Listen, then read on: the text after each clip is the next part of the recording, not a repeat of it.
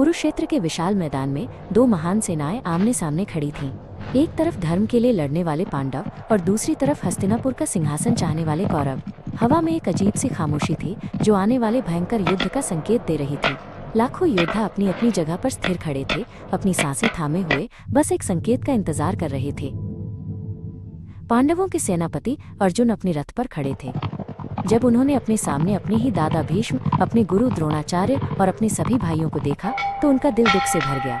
उन्होंने अपना गांडीव धनुष नीचे रख दिया और अपने सारथी भगवान कृष्ण से कहा, हे केशव, मैं अपने ही परिवार के लोगों पर कैसे तीर चला सकता हूँ? मैं ये युद्ध नहीं लड़ सकता। कृष्ण ने अर्जुन को समझाया। उन्होंने कहा कि ये युद्ध धर्म के लिए है और एक योद्धा का धर्म अपने कर्तव्य का पालन करना है। उन्होंने अर्जुन को आत्मा की अमरता और कर्म के महत्व के बारे में बताया। उन्होंने कहा, हे अर्जुन, तुम केवल शरीर को मारोगे, आत्मा को नहीं।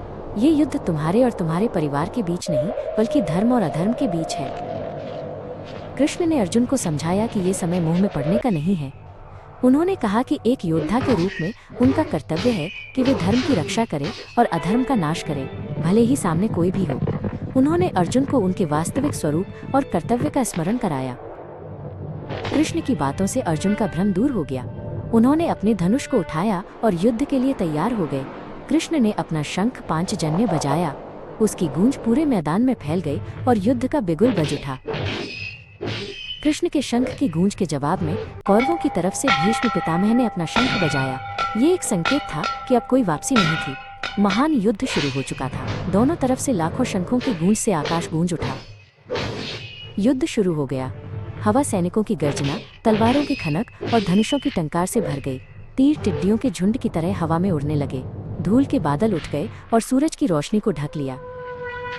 पांडवों की तरफ से धृष्टद्युम्न ने मोर्चा संभाला, लेकिन कौरवों की तरफ से भीष्म पितामह एक प्राकृतिक शक्ति की तरह थे।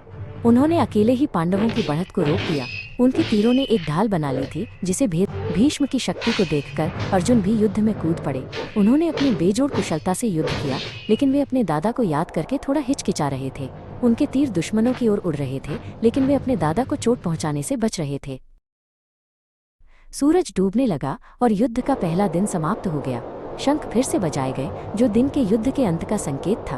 पांडव निराश थे क्योंकि उन्हें भारी नुकसान हुआ था। कौरव अपनी जीत का जश्न मना रहे थे।